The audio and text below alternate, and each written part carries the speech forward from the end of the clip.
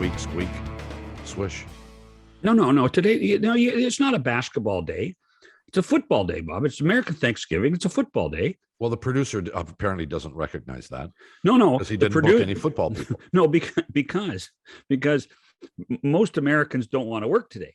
So today's Higher Canadian Day. So you have to stay. Wait a second. Where does that put me? Well, in limbo. But today, are you having turkey?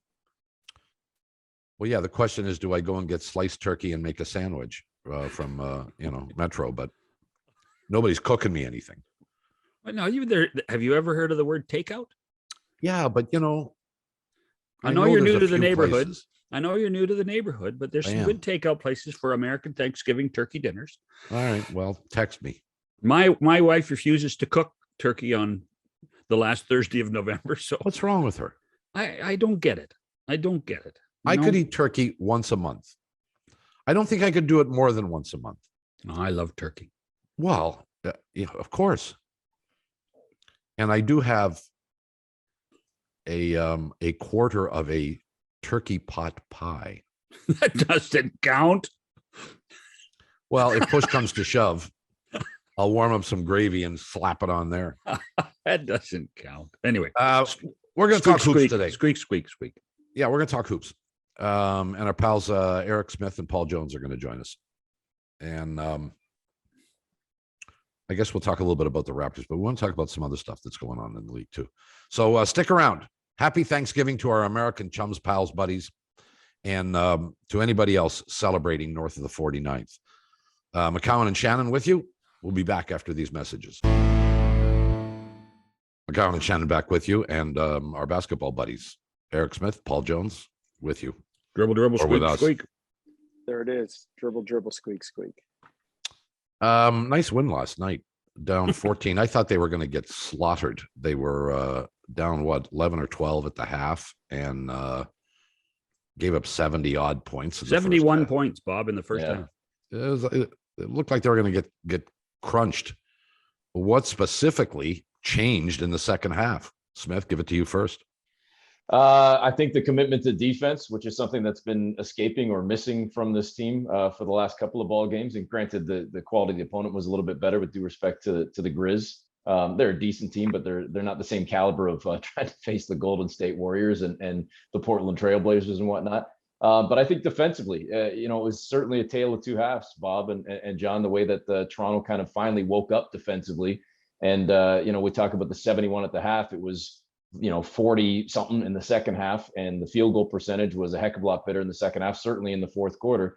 And I think that's what this team needs to kind of lean on. They're not going to be the type of squad over the course of the year that's going to outscore a ton of opponents by just trying to get into an offensive battle and go up and down the floor. If they're going to beat teams, they need to really buckle in on the defensive end and realize that's going to be their calling card, or it needs to be their calling card if they're going to have any kind of success.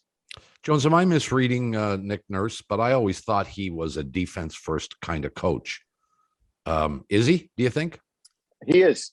I mean, he was, when he originally joined Dwayne Casey's staff, he was like the offensive coordinator. And he said that I spent all this time thinking, how do we get buckets? How do we get buckets? And then he became the head coach and realized, hey man, if we don't stop people, we're not going to win. And they have always paid attention to defense, and he is. And I think what you're seeing this year is, to Eric's point about the numbers, they held him to 42 points in the second half, 7 of 21 in the fourth quarter, outscored him 35-21 in the last frame.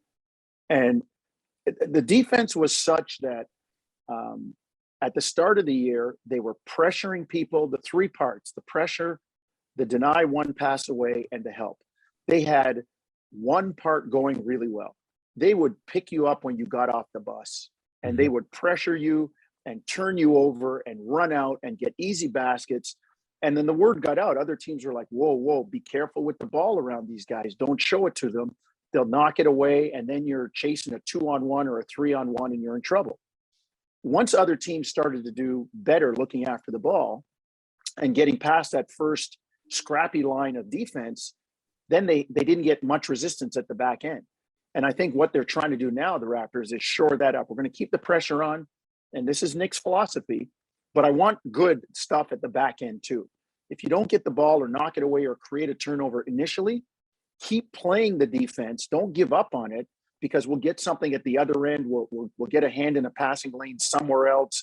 We'll get a steal. And sometimes good defense is force a missed shot, Bobcat and John, and get the rebound. It's as simple as that. Yeah. So, I mean, the team's hovering around 500, Eric. What is the definition of this team? What are they? I don't know if we know yet, because we are at the quarter point, but I would argue that we don't necessarily know yet. And I think part of that was they were without one of their top players for, the first part of the season, with Siakam, who's been back now for, I believe, 7-8 ball games now. I think that because of the youth, John, and the youth, I'm talking from top to bottom. Even when you think about Pascal Siakam and Fred VanVleet and OG Anunoby, they're young vets. They're not old dudes, old heads in the league yet either. So I think with the youth of this team, with a lot of new pieces, even compared to this year to last year, with a Scottie Barnes in the starting lineup as a rookie, I just don't know if we know yet what they are. And I don't know if the Raptors, even at the halfway point, will even figure out who are we, what are we going to do, what do we need to be consistent every single night. So I don't have a great answer for you right now. I think my answer would be what they need to be is, I'll go back to where we've been talking. They need to be a defensive first team. They need to be a team that is not leaning on one guy every night. And I thought last night was a great example of it with Siakam.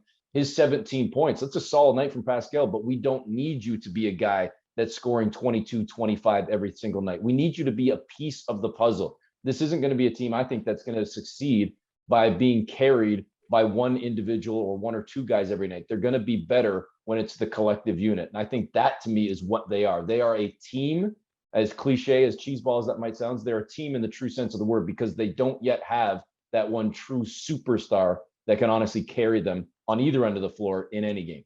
You on the same page, Paul?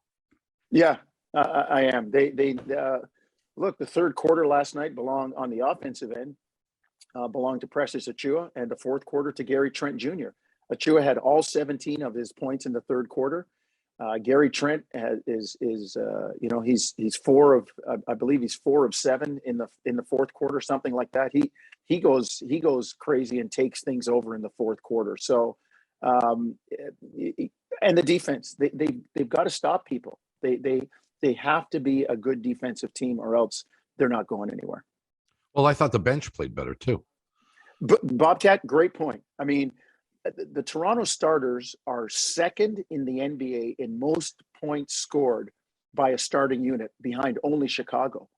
And last night, it wasn't a lot. They had 126 points, 26 off the bench. And they got, I thought, solid minutes from Mihailuk, from Flynn. I thought Nick pushed the right button when he puts Utah Watanabe in. He sits Chris Boucher down, gave him only 7 minutes in the first half, and says, I'm not going to you in the second half. I'm going to this other guy who used to play in Memphis, is dying to play, and gives us some really good stuff. Defensive energy, will run the floor, can make shots. I'm going to give him a shot. And it turned out to that it worked well for them. I actually think they have missed Watanabe this season until he got back. I really do. I thought there were glimmers last year in that. Do you call Tampa a bubble? In Tampa, glimmers of a real positiveness in the ball, and this year was supposed to be, I think, a breakout, and they missed him early on, didn't they? I think they did, and Jones and I were chatting about it on our show earlier today as well. I think that he's a guy that just does the right thing, seems to make the right play on both ends more often than not, and he's not a guy that you necessarily need to feed offensively, but he's going to do a lot of the dirty work, and even last night, couple of blocks in the ball game, went up to contest a shot that he spoke about after the game. And I love this. And I'm paraphrasing here, Bobcat and John, where he said 100 times out of 100, I'm going to go up and attempt to block that shot. Those are guys that I want on my team, not shying away from contact, not shying away from maybe being put on a poster, just knowing that I've got a role in this team. And this is how I'm going to earn more minutes in the coach's eyes, by playing this role and by doing those intangibles. And you need more of those guys, especially when it comes to the second unit. And I think, Jonesy just hit on it. That's why Chris Boucher ends up sitting down in the second half last night. He's had a rough season to this point. And if Nick Nurse is going to start getting more from and what he needs from guys like Utah Watanabe, Boucher is going to be on the outside looking in, because that rotation of bigs right now, when he's healthy, Khem Birch is going to play. And obviously Precious Achiuwa is going to play. And now that Watanabe's healthy and in that lineup, if Chris Boucher doesn't start, picking up the slack a little bit in terms of what he does, he's going to be fourth man on that depth chart because Utah is going to climb real quick. Well, what should Boucher's an interesting story. There's lots of interesting stories here, but let's talk a bit about Boucher. What should we expect from him? It drives me crazy when the ball gets in his hands and he's 25 feet from the basket and he just says, "Okay, I'm going to launch one." Now, I'm not here to discuss the relative merits of a 7-footer throwing up threes, but that's not my first choice. If I got a big on the floor, I want play big, do big things, block shots, get rebounds, play with your back to the basket a little bit. Those are the kinds of things I want from a Boucher, not a 25-footer that might or might not hit the rim. Bobcat, you and I are from, and John too, I guess, and even Eric growing up in. I'm getting there. We're old school. I know. We're from a different era where your big guys played like that, but the evolution in this new NBA is such that you got to live with Precious Achiuwa going 3 for 3 from behind the arc. I'll say this about Boucher: all of those things you said, Bobcat, save the 25-footers. He generally does. He blocks shots. He must, in my eyes, he leads the league in unexpected block shots. Guys think they can get a shot off, and he comes flying out. He's all arms and legs, and he gets a piece of it. He does that stuff. He runs the floor. He will rebound. But in this new NBA, there is a propensity to launch the three, and that's what he does. And the problem right now is the fact that he's not making those threes is showing up more so than the other stuff that he does or used to do. And he's not doing that other stuff as well right now. And to me, that's the problem. He's got to get back to block shots, run the floor, rebound, set screens, hard roll, make mid-range shots, and not just hang around outside the arc, because he's very capable. Well, the old school guy says, what's a 7-footer doing way out there anyway? and the new school guy saying, if you look at the first quarter of the season, he's struggled. He has struggled more so than the expectations. A lot of those guys on that roster. Well, and if you go back to reference what you were talking about earlier, John, Tampa last year, and again, different personnel, different role, different team, et cetera. I get all that. But Jonesy, correct me if I'm wrong off the top of my head here. I think he averaged over 13 a game last year, and he's nowhere near that this year. And I'm just speaking about the offense, not all the other intangibles we were just discussing.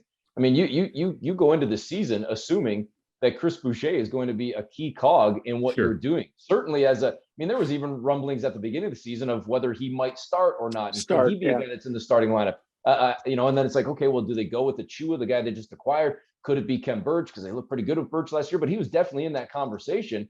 And now, he's nowhere near his 13 a game, and he's nowhere near his production and all the other facets. So he needs to do more, period. Or he's gonna be falling down that depth chart, as I say, in a real hurry. Because as this team gets healthier, I don't think you can afford, especially the way the Eastern Conference is playing out right now. You look at how jammed up it is. Take the Raptors out of the top tier of teams. But if you look at, say 5 through 12, 13, there's not a ton of separation right now. So if you want to stay in that conversation and continue to be kind of scratching and clawing and in that play of conversation throughout the year, you don't have time to be waiting for guys. You got to, if it's up to the individual, I think, to join the moving train, not to wait for it to come to you. So where is this team's health right now, Eric? It's a lot better than it was a week ago or so. There's not really much to discuss. Khem Birch is still dealing with a bit of a knee issue, but other than that, Siakam's back and has been back now for almost 2 full weeks now, with Watanabe finally getting back into the lineup last night. This team is as healthy, I would argue, as it's been all season. So hopefully, as this road trip comes to a close and a bulk of home games coming up in December, knock on wood that they can stay healthy. This might be the truest test that we get, or the truest sense of what this team actually is over the course of the next 10 games, because they finally have their full complement of players. Who's the most pleasant surprise? I guess it's easy to say Barnes, but as a rookie. But the guy who's a rookie that we think everybody thinks he's a veteran now. Are you kidding me? Yeah. Well, yeah. He's been really good. he's learned how to play the game. And Bob, I think it's obvious. The old scenario, what most likely is ... is, and he is the surprise to me. His footwork, we saw him do the dream shake last night, get into the lane and shake some guy and go to turn over his left shoulder for a hook shot, an old fashioned, jump hook shot. He pushes the ball, he rebounds, he sees plays. He sometimes makes what we call the hockey assist, the pass that leads to the assist, the pass before. He just sees the game so well. And he's long too. He's long and athletic. And, people in the organization, he's 19 or just turned 20, and people think he may grow yet still. He's certainly going to put on weight and fill that body out. He has been really good. Last night he's one rebound away from another double-double. Nick says, be more aggressive, knocks down a couple of threes, albeit one was at the end of the quarter from half court, but he's looking to do more. And I think you're going to see some ups and downs with him, but for a guy who's come in as a rookie, he has been, I think he's been terrific. I'll give you another name, Bobcat, just quickly. And I'm sure Jonesy will piggyback this, because I know for a fact that Jonesy's been enticed and intrigued by what we've seen from Gary Trent. Gary Trent Jr., I think was good, and was certainly, good in Portland and good when he came to the Raptors last year in that trade for Norm Powell. But he's taken it to another level this year, and not just with his offense and his consistency offensively. And Jonesy, I'll let you take the technical aspect of that, because I know that was more up your alley. But defensively as well, the way that he has, and he's not just gambling. I think he's actually getting down in a stance, and he's covering his man, and he's making it tough on guys. And I think he's shown a lot of us more defensively than what we perhaps thought he was. And if he can be that guy, not just this season, but for seasons to come, man, that's going to turn out to be one heck of a trade for the Raptors, and he'll be one heck of a piece for this team. And Jonesy, I know that the offense, the basketball geek in you love how ready he is offensively. Well, the game comes to him. He's not always thirsty and hunting shots. You watch him especially in that fourth quarter last night. He's running the floor, and he knows the ball might come to him. He sits down, he puts his hands out. He's ready to shoot. He doesn't take bad shots.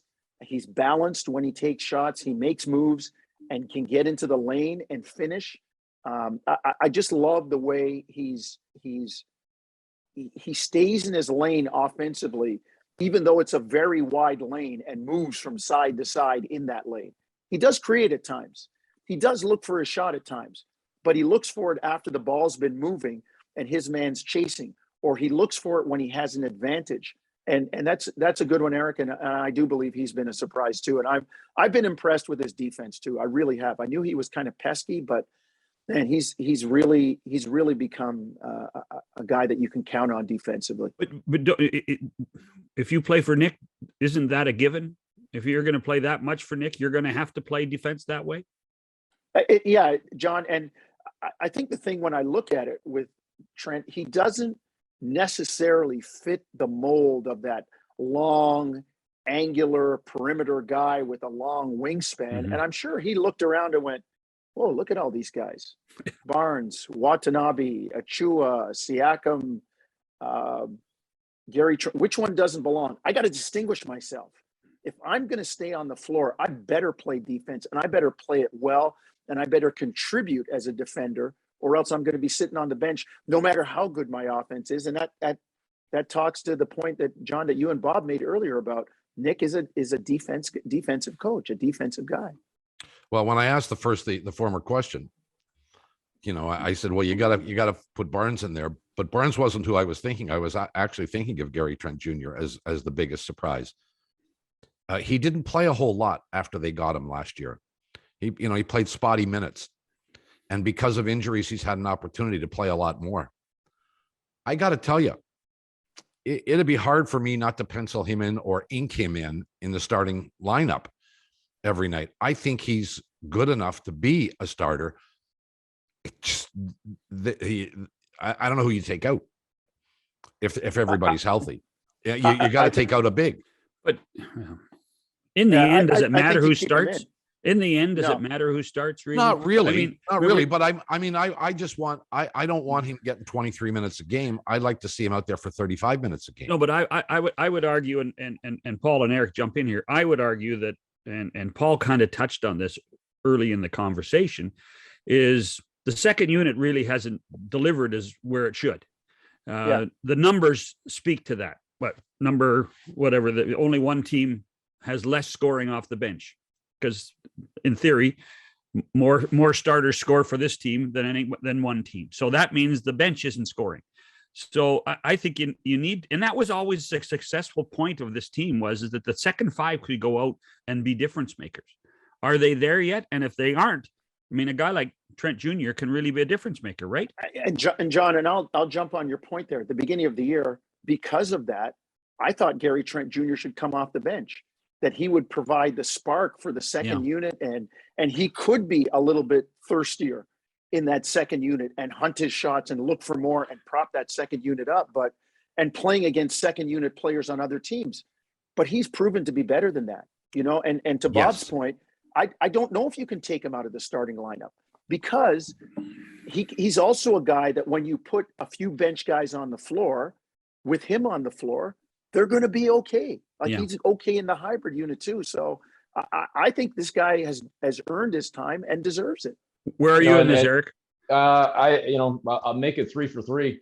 I'd keep him in the starting lineup as well. And I've got to apologize too. Earlier, the one name I completely brain farted on when you were talking about the injury bug, John, is OG Anunoby, who we thought might have been back in the lineup last night against the Grizz. So I think there's still a chance that he could play against the Pacers. And if not, then again, the fingers crossed that he's good to go by the time the team's back home.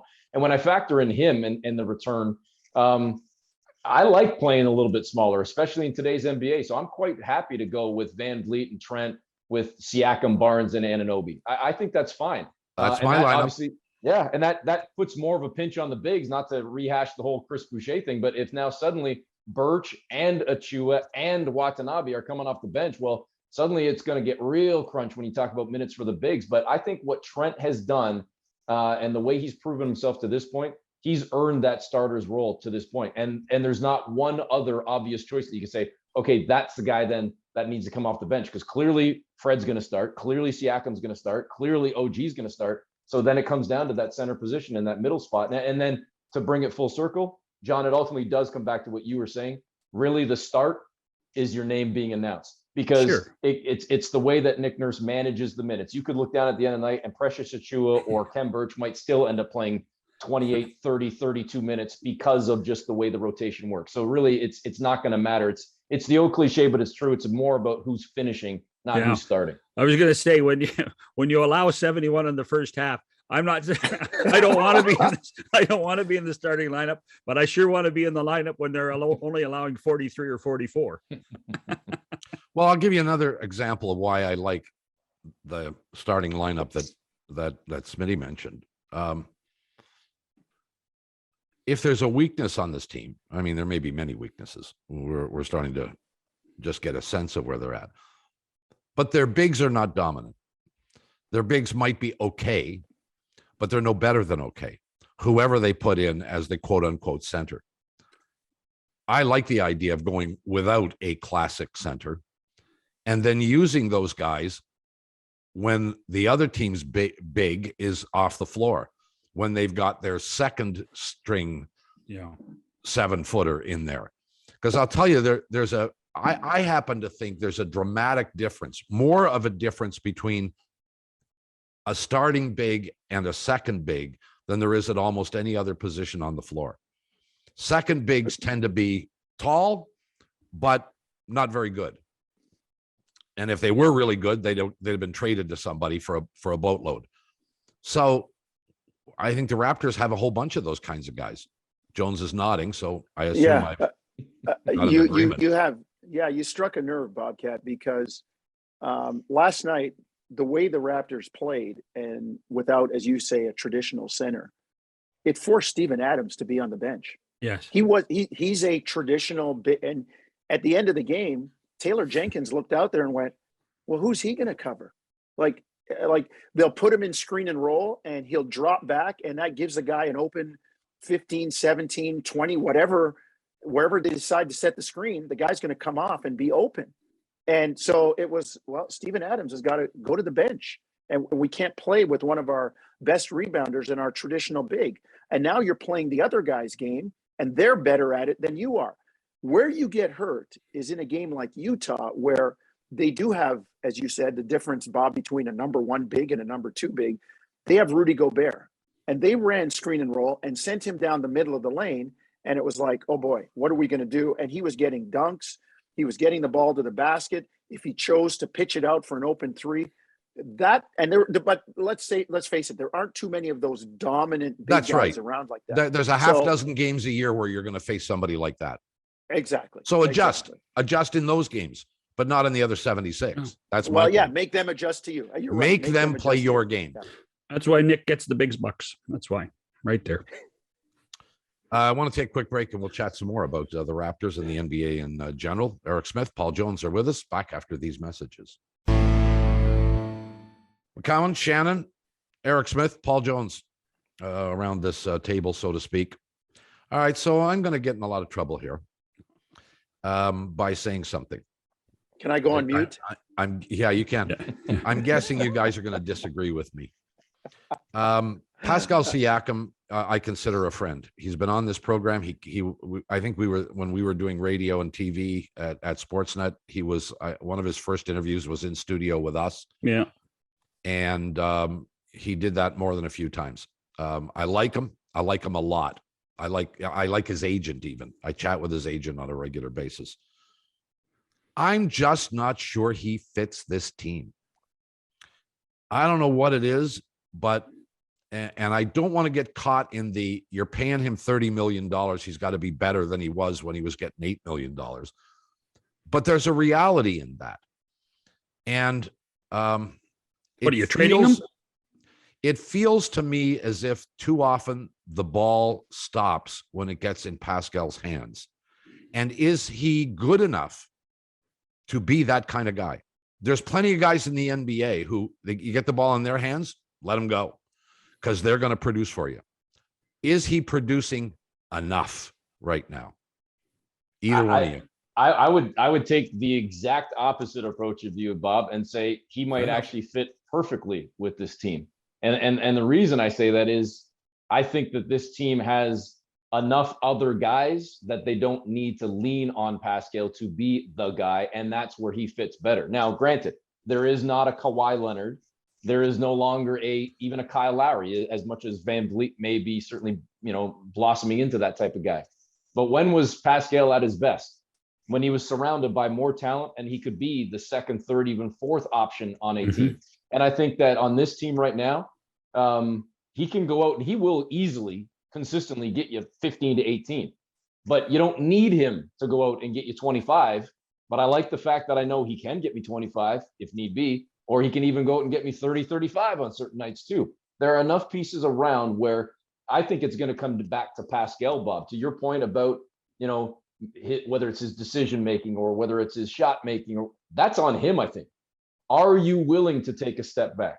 Are you willing to move the ball? Are you willing to be a decoy at times? Are you willing to step into the spotlight and be the man when needed as well? I think that comes back more on him, because if he recognizes that he's got Anunoby blossoming and Van Vliet and Barnes certainly turning into something and Trent, he's got a lot of pieces. You don't have to carry that load, but it comes down on you as an individual and your ego. And I'm not implying that he has an ego. That's anybody in life in general. How much will your ego hold you back, or will it allow you to be better in the long run because the team is better in the long run? I think that's really well said. And I think that reflects sort of my opinion of where we're at here. Jones. I would say the same thing. It's about trusting teammates. And we can look back at the championship year and his development with better players around him. He has good players around him. And Bobcat, to your point of the ball stopping when he gets in his hands, there are times when he feels, okay, I got to do this now. It's my turn to do something for the team. And that's when, he goes into takeover mode, and he's quite capable of doing it. I just don't think you need to see it with the regularity that maybe you see it with Bobcat. Trust those other guys. And I think he fits the profile. You just talked about having playing with a non-traditional lineup without a traditional center. Pascal fits that bill. He's one of those guys. He, Birch, Achua, they're not. They can play on the front line and play against maybe those big hulking guys for limited minutes, not with the regularity that you need to, but he fits the profile. Long, athletic, can do many things. Just a tall basketball player. Handle the ball, play defense, pass it, shoot it, drive it, create. I think he fits that bill in as you talked about earlier, Bobcat, the non-traditional way. So I think he is a good fit. I do think he fits with this team. Well, let me ask you this question. How many games has Nick Nurse had his ideal starting lineup on the floor? Not many, because I was going to say 5 or 6. Yeah, it might even be less than that. Yeah. Amongst the league leaders in most starting lineups. So, I'm always a believer in patience. I also think that, and we kind of got this out of Pascal when he was on the show, Bob, where he said, I've got to learn to be a better leader. I think when you consider that the real starting lineup has not been on the court near as much as everybody expected to because of injuries, and the fact that big salary, and he now sees his role changing and morphing because there is no Lowry around. I think you got to be patient, man. I think that if this question comes up in February, I think it's a fair question. The fact that it comes up in the last week in November, far too early, man. Far too early. Well, as I said, I love the guy and I love his game. And I didn't complain at all or have any negativity when he got his $30 million contract.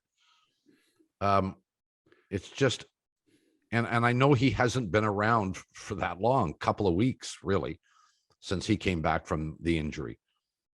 And not only does he have to get himself in game shape, he has to figure out what's going on out there.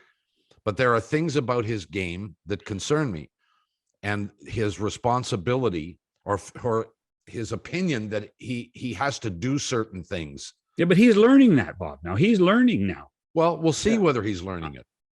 You know, I'd be more concerned if he stopped learning. Look, there are just a few too many times where he gets the ball and finds himself in a double team and isn't really looking for the open man. He wants to beat the double team. And I understand that. It's not a criticism, it's an observation. And maybe it's just an evolutionary thing. And we'll see how. Well, wait till I tell Pascal you want to trade him. Holy smokes. I never said. I can't believe you said that. The social media is going to be full of it. McCowan says trade Siakam. It's crazy. Oh. Well, hang on a second. Who'd you have in mind in the deal? Hey, listen.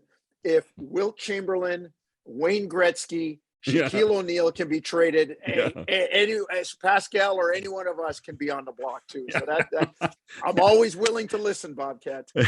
Hey, can I ask? It was Memphis last night. Can I ask a question about Memphis? Why aren't they better? I mean, I see John Morant. I mean, he's such a beautiful basketball player. Why aren't they better than they are? I mean, how frustrating would it be to be a Grizzlies basketball fan? My goodness gracious. I think they are better. I think they are better. They're just not quite there yet. Yeah, I think they are better. And you can almost transfer a lot of what we're talking about with the Raptors to Memphis. I think they've got a lot of young pieces, but they're a very young team. Outside of Steven Adams, I can't think of really another vet, maybe Kyle Anderson, in terms of veteran piece on this team. So they're very young, but they've got some good pieces. To me, what would be more concerning, you mentioned the fans, John, not to get away from basketball and talk business necessarily. They've got a young star in the rising in Memphis. They're in the bottom 3 of the league in attendance. It's not a big city. It's not a big city. I know, but I mean, don't get me started though on the fact that they never should have left Vancouver. Bring them back. It's been abysmal since they went to Memphis. So like John Morant right now in Vancouver, that place would be sold out. You take this exact same Grizzlies team at 9-9 with John Morant. That building is sold out in Vancouver, especially when you factor in how bad the Canucks are right now. So I think they actually are a good team, and they got some good young pieces when you think about Clark and Jaren Jackson as well, and Dylan Brooks, the Canadian. Like I think they are good. It's the tough thing is trying to do it in the Western Conference with a lot of those big boys around you, that's going to be a grind. Paul, how good are they? Have two. Eric mentioned one of the Canadians. How good are their two young Canadians? They're really good. Dylan Brooks is he's a hard-nosed, old-school kind of guy. Like, he will go after you. Yeah. He plays hard. He's not afraid. And then Clark last night, I mean, the Raptors could not stop him in the paint. And again, a guy that stays in his lane. He's Bobcat's dream. I don't think he took a three last night, as a big guy. He's not out there standing behind the arc going, "Wee, watch me. I'm going to make a couple of these." He's got his backside close to the basket. He's rebounding. He's scoring on screen and rolls. He's taking the ball inside. He's making back to the basket moves. So they are really good. And to your point, John, and to Eric's point, they don't have a lot of vets. Anderson and Adams are the two vets, and they're a young, growing team. And they got into the play-in last year, and this is part of the progression for them. And I'm willing to give them 2 or 3 years. If they haven't kind of moved up to where they're, give them 2 years. If they haven't moved up to where they're 5th or 6th consistently and knocking on the door and getting into the legit first round and making noise, then you look at and maybe making some changes, because some of those young guys are going to grow. And to Bob's point about trade, they're going to look good to other people who will say, yeah, we'll take him and make some moves, and you can improve your team. Or they'll walk as free agents. Well, and that's the fear to me when you have a guy like Morant who's so good, and if you don't, every team in the NBA will want him. Yeah, every single team. Absolutely. Yeah. Yep. Yeah. And in the NBA, as you guys know, short contracts, free agency comes a lot quicker, and the numbers get bigger. And next thing you know, he's playing for the Knicks. I was going to say the Lakers. I said every team will want him, but nobody goes to the Knicks. Who's come on, the Knicks are pretty good this year. The Knicks are playing better. Well, we'll see. I was going to say Lakers. LeBron will be done in like 3-4 years, right? Speaking of LeBron, maybe. What did you make of the LeBron fight, and what did you make of all that and the suspensions? I didn't hear your show, so forgive Eric me. and I differ on this. I thought it was LeBron just trying to get off me. It wasn't intentional, but you guys, hockey guys, know you got to be responsible for your stick. So I would have fined LeBron and suspended Stewart for a game for his histrionics and the way he carried his antics. Yeah. I know Eric wanted like 5 games and stuff. No. It happens. You misrepresent the situation. So Jonesy, we're in lockstep until Isaiah Stewart. I think LeBron, yes, has to be responsible for his hand, for his fist, whatever. I would not have suspended him. He caught him in the face. He attempted to apologize right away, and he did nothing to inflame or fan the flames on the floor. He tried to calm things. He stood back. Even his teammates that jumped in on behalf of him, nobody's throwing fists. Barely anybody was grabbing anybody. But then you've got Isaiah Stewart going maniacal on the court, running all over the place, throwing trainers to the ground, male and female, security staff flying all over the place, blood dripping down his face, and coming wave after wave after wave, like 3-4 times, to the point where even in the locker room, he throws one of his own staff members into a wall and then goes running like gangbusters into the back trying to get to the other hallway. That, to me, especially considering in Detroit, less than a week removed from the 17-year anniversary of the Malice at the Palace, that's a embarrassment on the league that you don't need. And I'm not saying throw the book at the guy. I'm not sitting here saying 10, 20 games, but 2 games and only 1 more than LeBron, who probably shouldn't have got any.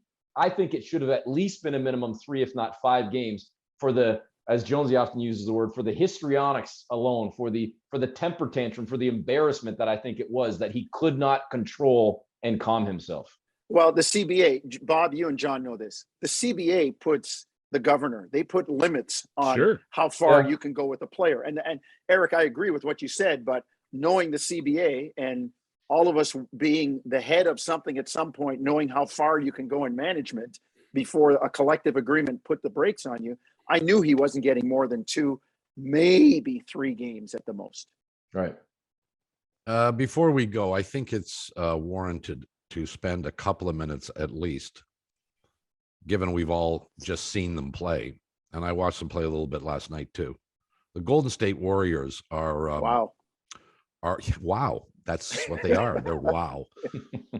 And it's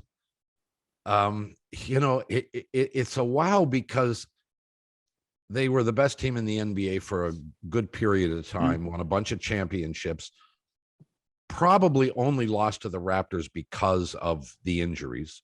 I mean, Sure. got to be honest, if the Warriors are healthy, I don't know that the Raptors wind up beating them 2 years ago.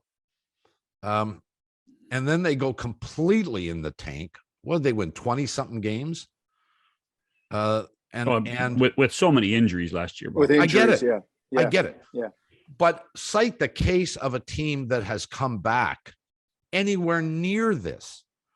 Remember, I was going to say their biggest star, Durant, but one of their biggest stars isn't coming back, left, and is gone to Brooklyn. Another one of their big stars hasn't played a game. But remember, this was a team that was pretty good before Durant and is now back being pretty good after Durant. Oh, Durant, they're better than pretty good. Kevin Durant was a visitor. He was. Yeah, he came for titles. He came for titles. That's right. Yeah. Steph Curry and Klay Thompson when he's healthy, and Green. There's the nucleus. There it is. And Iguodala back, Yeah, they reloaded in a hurry, Bobcat. You're right, and I think the style of play and finding guys that fit their style and play with the basketball acumen that you need to play in Golden State, they found some, and they found them quickly, and including Andrew Wiggins. Yes, look at him. He becomes, as the third option there, he's a great fit, and he's learning the game. He's understanding. You're around Draymond Green, a mind like that, Steph Curry.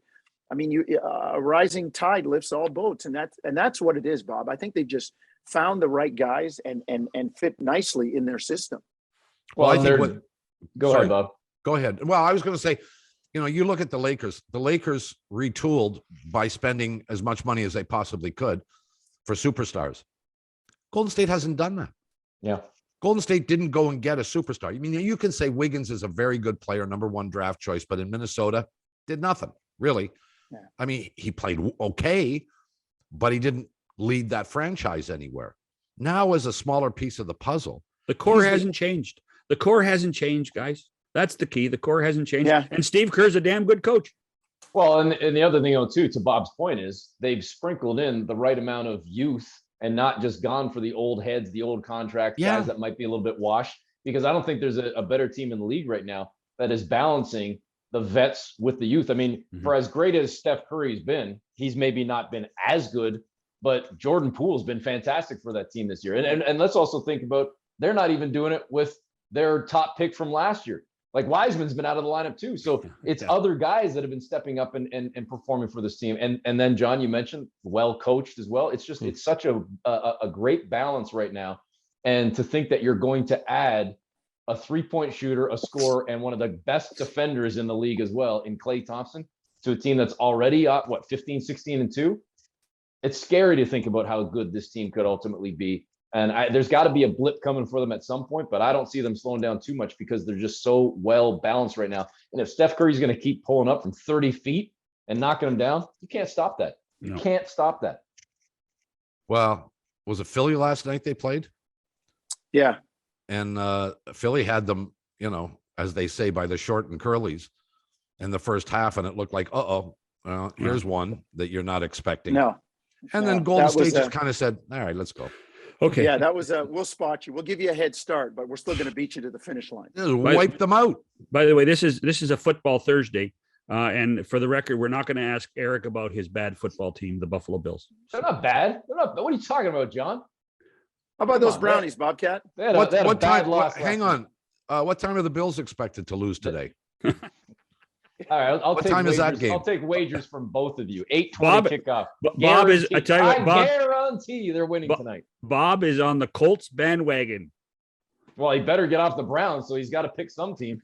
Oh, come on! Look, I'm no fan. I'm no Colts fan by any stretch of the imagination. Not in the least. I just looked at a team and said, anybody who overlooks this team right now is making a big mistake. And were you saying that 3 weeks ago when they were, what, 2 or 3 games below 500, Bobcat, and Carson Wentz looked like Carson Wentz? Well, I got news for you. The problem is Josh Allen now looks like Carson Wentz. That's That's cold. That's cold. It may be cold, but it may be true. Look, just take a look at what the Colts have done their last 8 games. They might be the best team in the NFL in the last 8 games. Oh my goodness! All right, Eric. Now hold on a second. Don't Eric, go to sleep today, pal. Well, you Eric, can go on to our sleep show, after the first quarter because it might be over. We asked some NFL people, and I had identified the Colts without talking to Bobcat as a team that was dangerous. Anyway, all I know is the Browns did not suffer did not have to have any ignominious retreat from losing to the Ophir Lions. So we're past that part of the roulette wheel. So away we go. all right. Listen, we got to get Paul to NBA TV because he's a big TV star still, unlike the rest of us. So let's go. All right. We bid you a fond adieu. We thank you as always. We love having you with us. You know that. And we miss seeing you. So come back and do it again when you can. All right. Well, Please? only after you recite the Muhammad Ali poem for my pay. I love your show and I admire your style, but the pay was so cheap. I won't be back for a while. So long. Goodbye. See you guys. We'll be back after these messages. Well, that was fun. Hope the audience enjoyed it. Thanks to Eric Smith, Paul Jones. Yeah. I can't resist throwing Eric Smith a few daggers about his Buffalo Bills. He might be the most rabid Bills fan I truly know. Like, he's a rabid Bills fan. Well, you got to be losing your mind if you're a Bills fan because they looked like they were the real deal at the beginning of the year, and now there's all kinds of holes.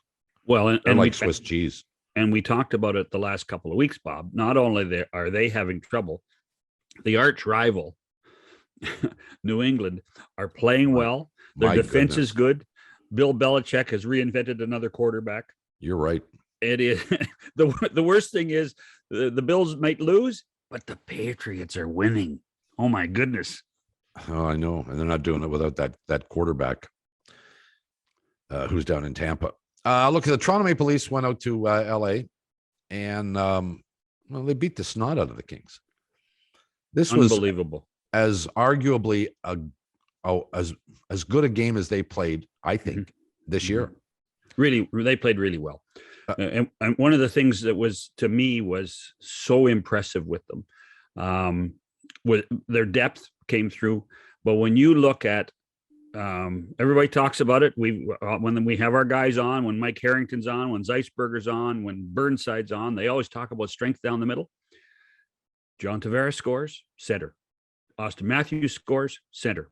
Jason Spezza scores, center. Strength down the middle.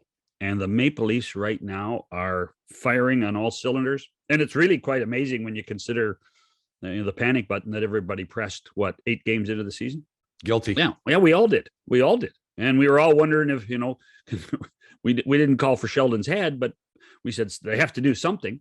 And really the catalyst to it all was somebody who had a homecoming last night, and that was Jack Campbell, who has been their most valuable player this season in goal. And Campbell was good again last night. Well, look, there's no doubt. I wouldn't trade Campbell for anybody right now. Just every game is a plus performance. Mm-hmm. I think he's had one game where you could kind of say, well, he was a bit off that game. I think I can't remember who it was, whether it was Pittsburgh, somebody. But he had one game that I can recall this year, where he wasn't like stellar. Yeah. And but I think this team is playing much more responsibly defensively for a team that we expected to be kind of, in basketball terminology, run and gun. Like, we don't really care about defense. We're just going to outscore you. Mm-hmm. That's not what's been happening. No. Morgan Riley's played well defensively.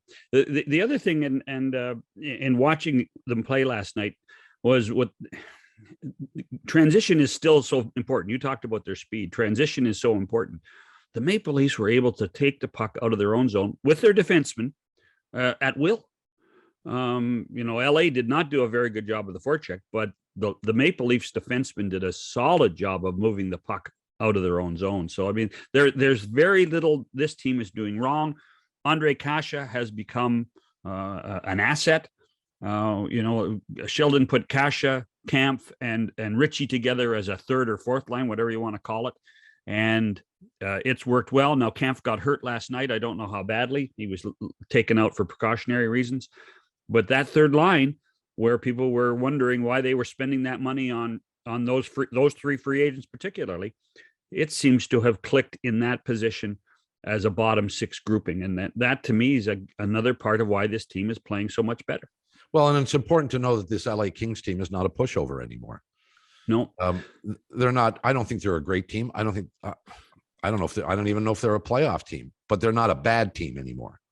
Well, they're not a disaster. But here's the thing, though. Who's their best player? Okay, I'm not, and I'll answer the question because it's rhetorical. Andre Kopitar is their best player. Of course. Okay, so last night, John Tavares wins the draw, beats Kopitar, who's supposed to be one of the best defensive forwards, best two-way players in the game, beats him to the front of the net to flex the puck.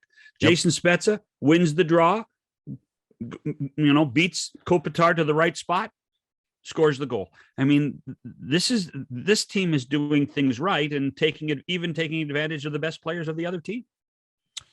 For Toronto fans, victories for the Raptors and the Maple Leafs last night. That's about as good as you can get.